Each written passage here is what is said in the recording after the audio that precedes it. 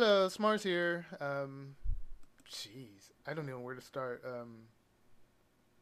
I am working on the Goblin Databook again. Reason being is I ended up in the Star Trek wiki, and it's just so intense and so in depth. And there's just clickable link after clickable link. Just on one page, you find like tons and tons of links that you can go to that just keep and they keep adding to that universe. Every step that you take through the wiki, and that's what I wanted for the data book, and it just sort of reminded me, of what it was that I had started off doing with the data book, was sort of filling in those blanks, filling in those gaps that that happen in the comic, where characters mention things but they don't really embellish on them. And just sort of giving backstory to things. And so I went in and I started retooling the data book, cleaning it up a little, making it look a little bit more nice. And then I started actually at night. I've been working on 1 to 2 entries and stuff, just kind of playing around and doing different things. And wow, this is moving really slow. I guess because I'm recording, but whatever. And so yeah, I've been kind of doing stuff. Some of it's just replications of the data sheets that happen at the end of issues, or some of the data sheets that I post in the Goblin group. But I don't know. I'm still having fun, and I'm really enjoying myself. And I'm hoping that people will enjoy some of these. And I'm also doing another thing where I realized I could go into the characters and work on their skill sets. Oh, I'll probably show you here. I'm actually working on J Mephisto's. Like this, I mean, I said skill sets. Well, yeah, skill ranges. Their skill ranges, and I'm having I'm giving their skill ranges the appropriate spectrum attributes. I don't even know what to call it. Because it's slightly nonsensical, but it has meaning.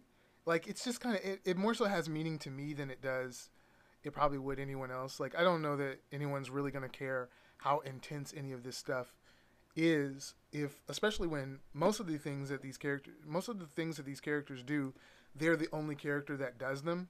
But I guess there'll be some crossover. But I'm still adding these, and I'm going in and I'm adding them. And the reason why I'm adding them is because I found something last night, and I'm about to post it to DeviantArt in the group, or I think I'll post it to my regular page instead of making it an exclusive to the group, because it's not complete.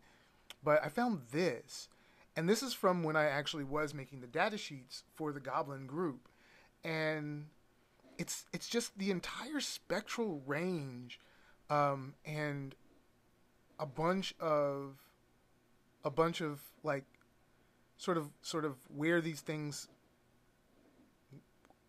are along the spectral range, where all these incantations are along the spectral range. And it's so weird to see this. I don't know exactly when I made this.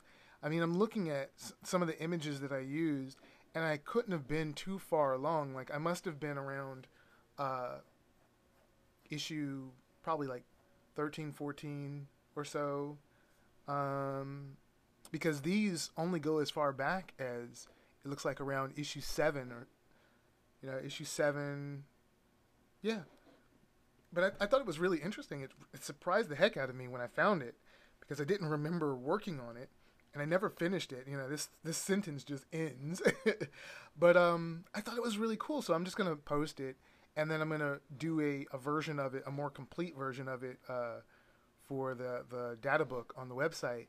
And I'll do multiple versions of it, so that it's not as crowded, because there's no way that I can fill this whole thing out with stuff all the way up to date, all the way up to issue 34. I could never fill a section this small with where all the different incantations belong along the spectrum.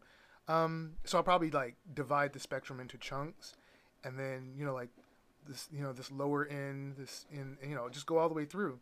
But I thought it was kind of cool, so yeah, I don't know.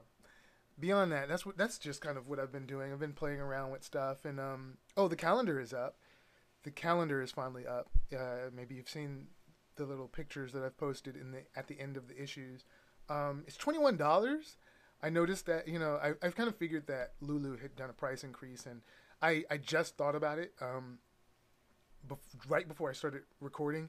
And in all honesty, I probably, because I only make like $2 off of that $21 price point that they've decided to use. I don't know how much I don't know how much it is for them to actually print the calendar, and I don't know how much they're taking themselves as a profit. But I know all I get is $2 off of that, and that's kind of weird. And I thought, oh, why didn't I just make the calendar myself? Like hand make calendars. It would have been more fun for me and probably more fun for all of you guys. It definitely would have been cheaper. Not in quality, but in price. Because I know how to keep the price down on something like that myself. I don't know why I didn't think of doing that. I could have brought the calendar probably down to about, $12 or so. So, having said that, definitely let me know in the comments if you would much prefer a $12 handmade calendar, handmade Goblin calendar versus the $21 Goblin calendar. I don't know. I mean, maybe some people wouldn't mind. I have no idea. Maybe some people have ordered it. I also have no idea. It doesn't necessarily tell me if people have ordered it. It's really finicky like that. It doesn't always tell me. But I think I would have more fun making them by hand. I feel really weird not thinking of that first.